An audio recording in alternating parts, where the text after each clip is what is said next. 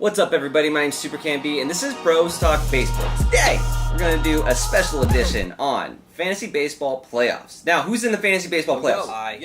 Me right here. Okay, there's a lot of you. Now, I want you to pay attention very closely, because this is how you win your Fantasy Baseball Playoffs. If you lose in the playoffs, you're done. Simple as that. So, what do you want to do? Don't lose in the playoffs. Very easy, right? But a lot of people fail to do this. Why? Because they don't try hard enough, alright?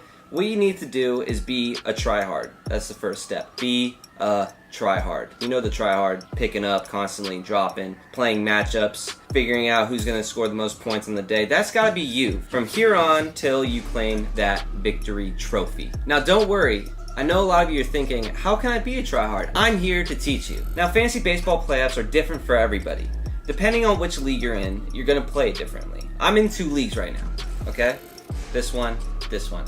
This league is a point league where you don't get penalized for how many starts you get. Earned runs aren't counted for pitchers. Home runs are highly valued, and you get a maximum of 6 pickups per week. This league, there's a maximum of how many starts you get. Pitchers are valued about how many innings you go in the game, strikeouts, and how many earned runs you allow. That's a deduction, obviously. And home runs aren't as valued as much as this league.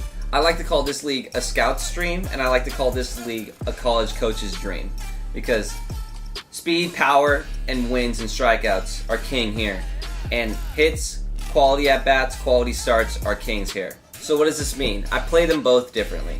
For this league, I draft what you call mercenaries. I'm going to give you a ton of mercenaries right now, so get those pens out and start writing them down. My first mercenary, Framber Valdez. He plays for Houston. He's a starting pitcher. He's at 18% owned. He's 3-1 with 19 innings pitched and 15 Ks, and he has a 1-ish ERA. That is amazing for Houston. Also, with that run support, he's going to get a lot of wins, a lot of strikeouts. He's not going to allow a lot of runs. Next, I have Sonny Gray. He's on the New York Yankees. He's at 40% owned, and yes, he got demoted to the bullpen, but he's back in the rotation. He's going to be starting this Tuesday. That's all you care about, is what he's going to do now for the playoffs. So pick him up. He's got a 1.83 ERA over 6 appearances. He's kind of finding his groove back. I think it's just a little reality check that the Yankees are doing with him. Third, I have Jose Urania from the Miami Marlins. He's at 10% owned, and he's a starting pitcher. His last start against the Phillies was very impressive. 7 innings pitched, 7 Ks in the win, and he has a very nice matchup going into Tuesday against the Mets, one of the worst offenses in the league. Next, we have Aaron Sanchez of the Toronto Blue Jays. He's at 27% owned, and he's going against the Boston Red Sox on Wednesday. I know you think the Boston Red Sox one of the best offenses in the league, but they've been quite cold lately. They got shut down, kind of embarrassed by Houston. They barely squeaked away with a win last night, and they're not looking like they're going to turn around, especially against a guy who's has high of an upside as Aaron Sanchez. In his last outing, he went 6 innings pitched and 8 Ks for the win against Tampa Bay, another solid offense in that AL East. Austin Gomber, don't know how to say his name, but he plays for the St. Louis Cardinals. He's at 34% owned. He kind of replaced Luke Weaver's rotation spot and done a very good job. He's got 4 quality starts and 30 innings pitched and 25 Ks in the last 3 days, and he takes on the Pittsburgh Pirates on Wednesday. Those are our mercenaries. What a mercenary does for you guys, let me explain this. Is a mercenary gets you points. Hey, me! Over here! Someone that isn't valuable enough to store on your team, but someone who's going to help you win in the week. And that's what you need for the playoffs. You need to win each week. Take it 1 week at a time. Always keep a lookout on guys who are playing against poor teams, poor offensive teams, and they have either high upside or they're pretty hot currently pitching. Not everybody's scheduled throughout the week, and it's hard to project who's going to be starting. The White Sox take on the Royals. Those are 2 very poor offensive teams, but they also have good prospects that they're bringing up, so look out for some strong arms going against each other. The Mariners play against the Padres. The Mariners should beat the Padres, one of the worst offenses in the league, and they have also some pretty undervalued pitching. The A's also play against the Orioles. The Orioles, I mean, you can't say anything that hasn't already been said about the Orioles as far as they're just terrible. So anyone who the A's throw up there, they're probably going to get a win, let's be honest. Some weekend matchups to watch out for this week. The Tigers play against the Indians. The Indians are going to smack the Tigers, so maybe take a chance on someone on the Indians who's been struggling in their starting rotation. Might have an easy one because they're playing at home. The Mets take on the Red Sox. I know what I said about the Red Sox being cold, but this is the weekend, guys. Let them figure it out after they face Aaron Sanchez. The Twins take on the Royals, and I know there's two offenses that are still on the decline, but you bet on the Twins in this scenario because I think the Twins are very overlooked. Just because the Cleveland Indians have been dominating the AL Central doesn't mean the Twins are technically out of it. They've been doing all right lately, and they should provide enough run support to beat the Royals this weekend, at least in a series. And lastly, the Rockies versus the Giants. The Rockies are going to do anything it takes to take that AL West spot and make the playoffs, and the Giants, well, they're out of it. That's how I played this week. I just rotate the Mercenaries in and out, flood it, get as many points as possible so I'd win the week. How I'd play this one, though, the college coach's dream is I would take the pitcher who has been hot, who I think has the best matchup, and replace him with someone who I think doesn't have a good matchup so I can have 10 solid pitchers going for me in the week. I get the most points possible out of my pitching rotation. I would err on the side of caution if you're playing in a league like this and you're in the playoffs, or if you're playing in a league that has categories as your way of keeping score throughout the week. Everything is much more rounded. It's not all about collecting points. It's about collecting smart amount of points and a smart amount of categories. Now let me help you guys out in these leagues with my Mercenaries. Let me pick and choose which ones you would replace someone who's maybe struggling lately and you don't want to start in this week's matchup.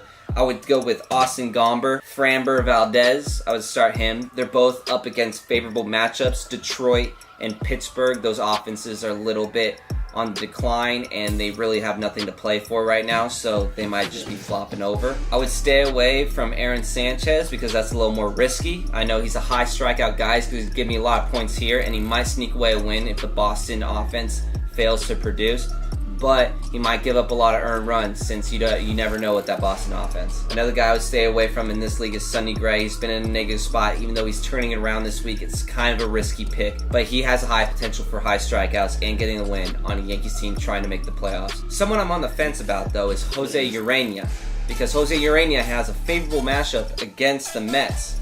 However, Jose Urena has a 4 ERA. And every time I try to bet on Jose Urena, he always screws me over somehow. So I would be on the fence about that guy. If you're desperate for starting pitching, pick him up. But if not, I would lay off. Some guys that aren't starting pitching that could help you jumpstart either your bullpen or your bats for this week. If you need to get a win, you're desperate. Jose Leclerc. I don't know how you say that last name, but the guy's nasty. He plays for Texas. He's a relieving pitcher. He's their closer now. He's at 67% owned, but a lot of closer goes overlooked in this late time because everyone kind of has their closers locked down. So if you're desperate of a reliever, you could pick him up. He has 76 Ks in 50 2/3 innings, and he has a 1.78 ERA. He's probably debatably one of the best closers as of now. If we're just going to take closers as of recently and rank them, he's in there in my top 3. Lights out. We go bats. My boy KK, Kevin Kiermaier. He's better than just a glove and an arm. All right, ladies, he's more than that. He's also a bat. Last 16 games, he's been hitting .386 with 3 home runs, 9 RBIs, and 9 runs.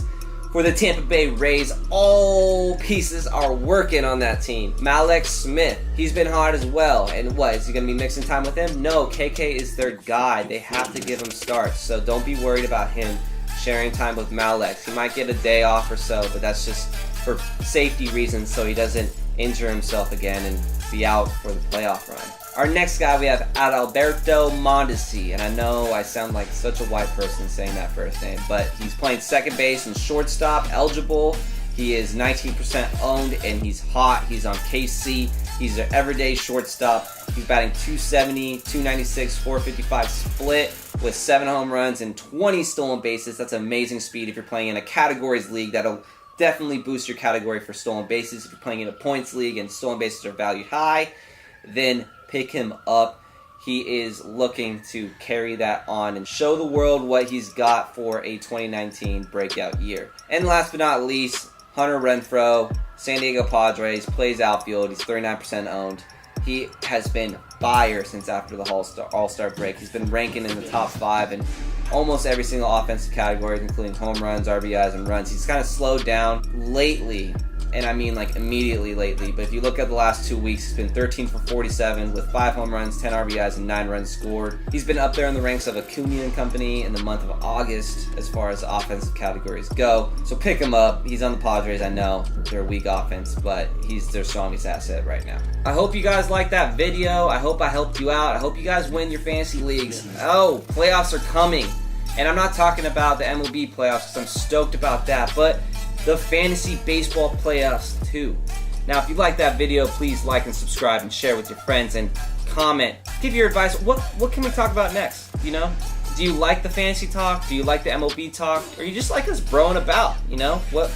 Give us some feedback. I'd love to hear from you guys. Also, follow us on Instagram down here. Links in the bio. Bros_talk. Give us a follow. We got some great content on there, and we're about to team up with some big names, so keep on the lookout for that. Make sure you check out our Bros original skits. We got some funny material, and we only got some more funny material coming out soon. I'm stoked. I'm thankful for you guys, and that's all I got, really. So, peace out, bros. See you next time. He's at 27% owned. Kind of freaking Toronto Blue Jays. He has 20%. Man, I need to like drink water or something. Goodness gracious. Oh, I'm wearing a Blue Jays hat.